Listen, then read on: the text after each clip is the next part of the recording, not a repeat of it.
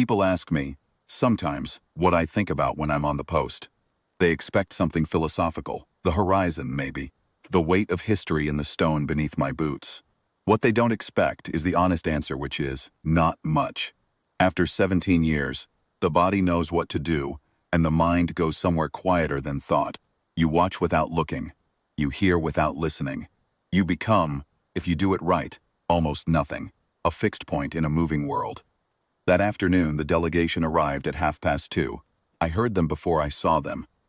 The low percussion of a motorcade on the outer road, the snap of a flag in the wind off the east garden, particular quality of silence that settles over a forecourt when important men are about to be looked at.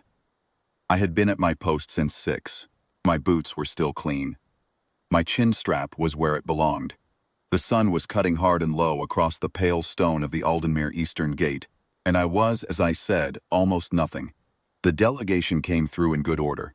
8 officials from a foreign ministry, a pair of cultural attachés, 2 security men I clocked immediately as former military by the way they moved their eyes. Behind them, half a step out of formation the way aides always are, came the young man. I noticed him the way you notice weather. Not because he was remarkable, because something in his bearing said he intended to be. He was perhaps 30, in a suit that had cost more than my monthly salary, with the particular confidence of a man who had been told since childhood that rooms belonged to him when he entered them.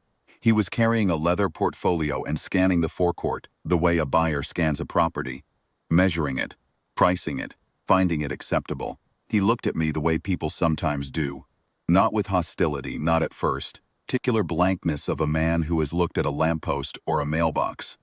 I was furniture. I was part of the gate. That was fine. I have been furniture for 17 years. It is not an insult, it is the job. The delegation moved toward the palace steps, where the household chamberlain waited to receive them. The aide lingered. I watched him, without watching him, and I felt the shift. The small, unmistakable recalibration of a man who has decided to perform for an audience. 2 of the attachés had paused near the steps. They were watching him. He turned back toward me. "Does it actually do anything?" he said. "Not to me," the attaché, in their language, with a laugh stitched into it. Then, in plain speech, closer, "I've always wondered, do you actually hear things? Is it just the one expression, all day?" I gave him the one expression. He stepped closer. I could smell his cologne.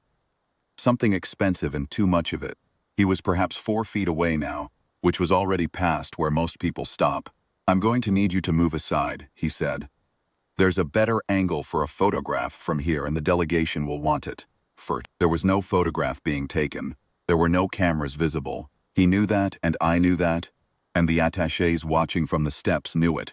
2, this was not a request.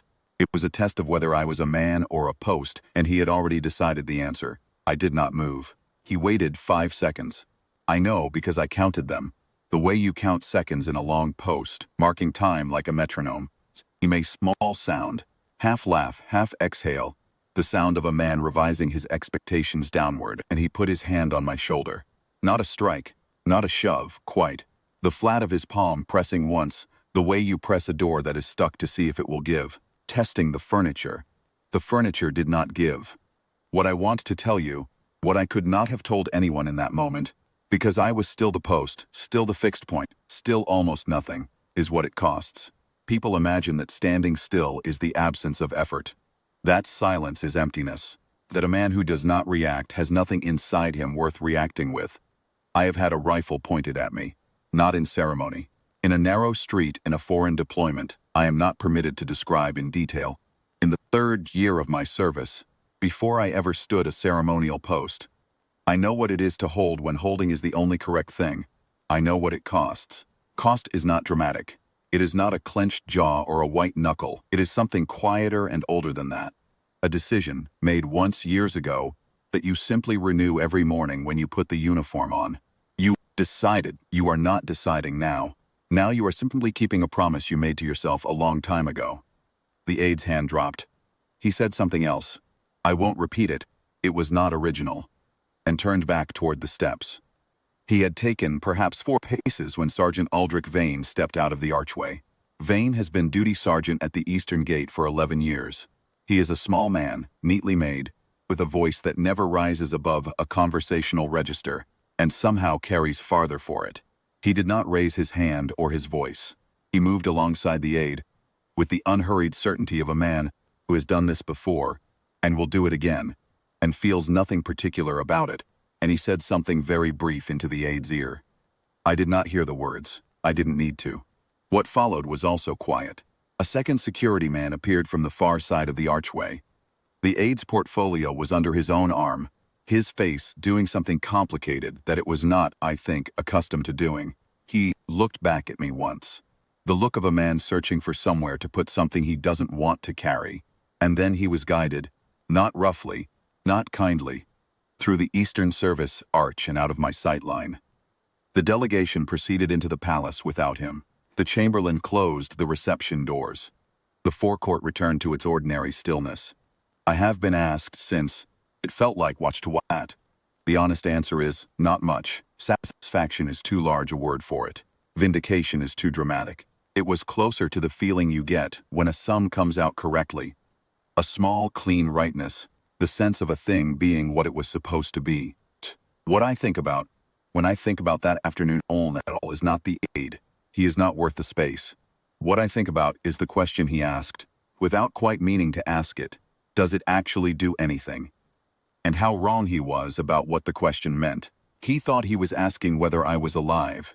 He was actually asking whether discipline means anything in a world that moves fast and talks loud and rewards the man who takes up the most room. Whether the held position, the kept silence, the 17-year promise, whether any of that is worth the cost. I think it is. I think it is because the alternative is a man who only holds his post when holding costs him nothing. And that is not a guardsman. That is just a man in a uniform waiting for an easy day. The sun moved off the gate. The east garden went cool. I heard the distant sound of the delegation's cars later, moving back down the outer road. I was still there. I am still there.